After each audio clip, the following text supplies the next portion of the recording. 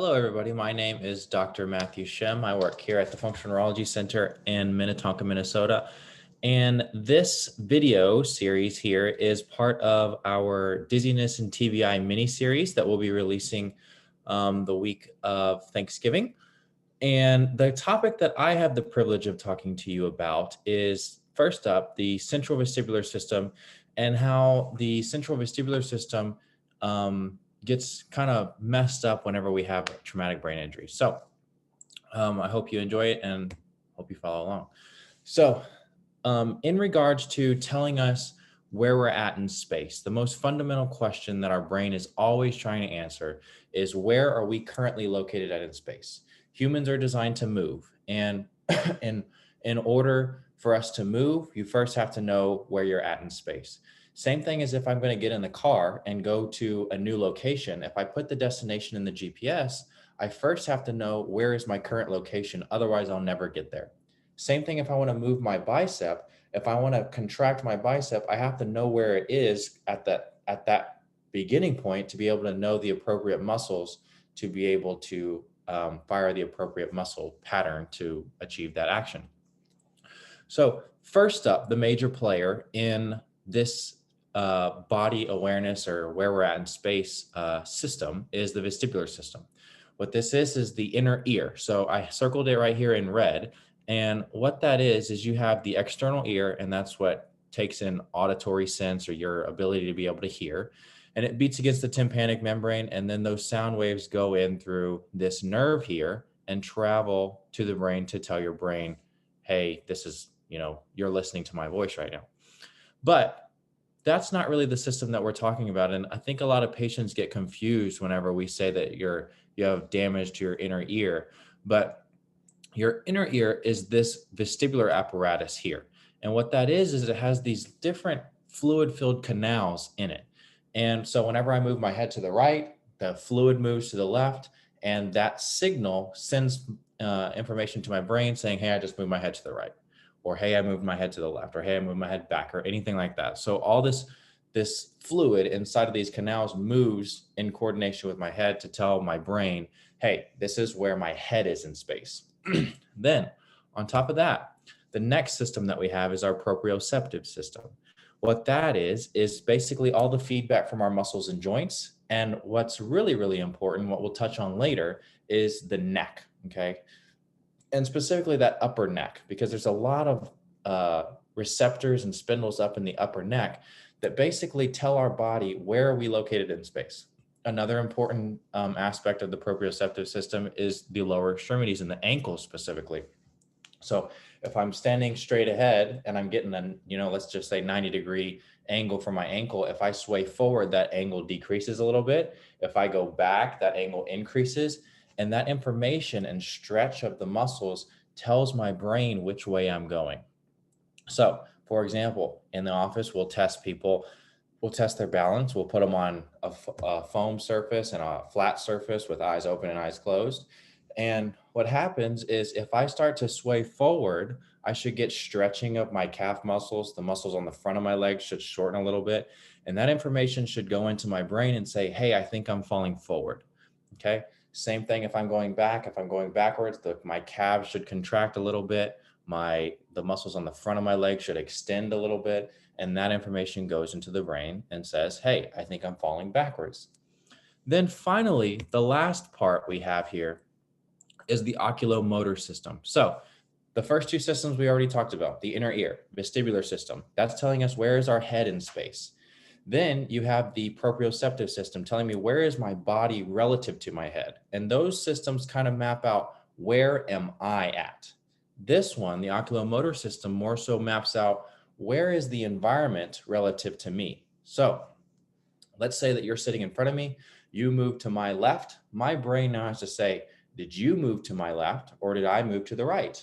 And the only way for the brain to have an accurate description of that process there is it has to know, again, where am I in space? If I see something move in my environment, let's say to the left, my brain says, well, I didn't feel my muscle stretch. I didn't get any input from my inner ear saying I moved to the right. So it had to have been the environment. And vice versa. Let's say that the world moves to the left.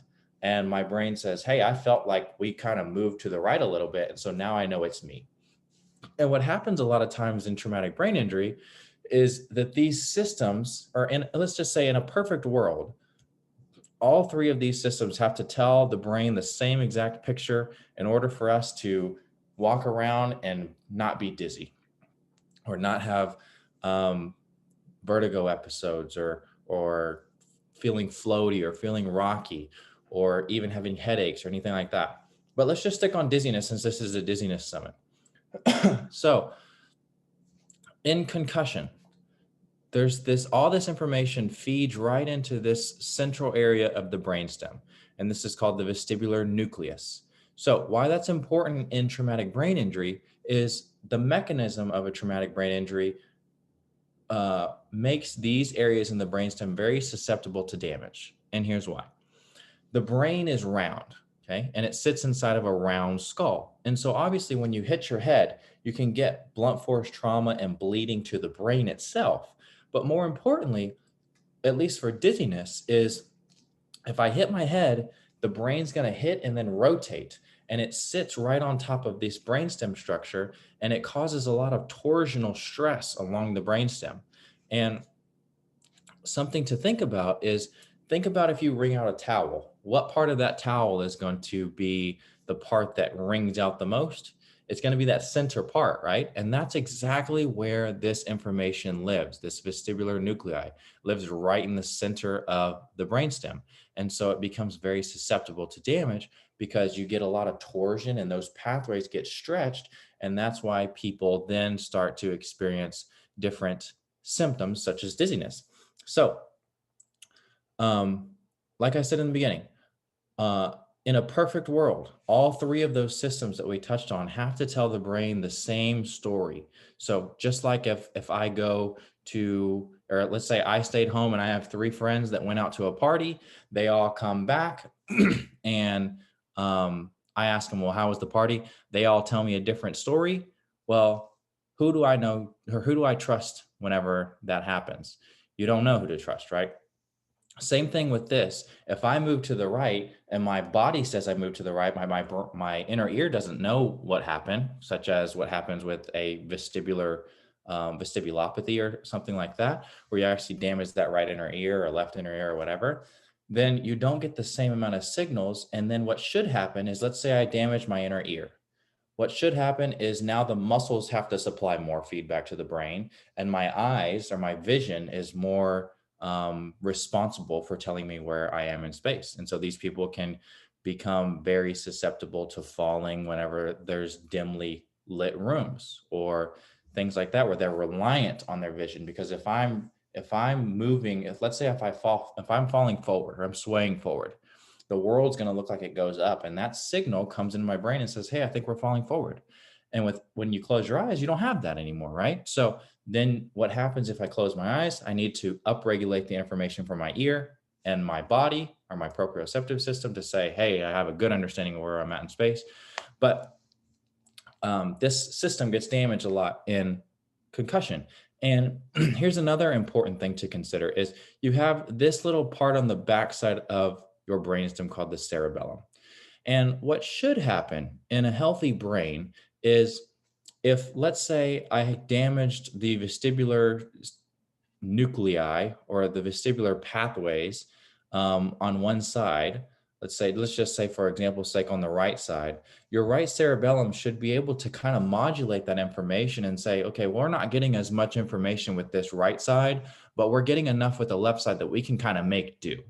Well, what happens a lot that we see at the Functional Neurology Center is people end up having cerebellar damage too. So they actually damage this backside of their brain. So I like to think about it like this. Think about it like the vestibular nuclei is your car and the cerebellum is the mechanic shop, okay? Now, if I damage the car or if I get in a car wreck or whatever, I would typically take my car to the mechanic shop to get fixed, right?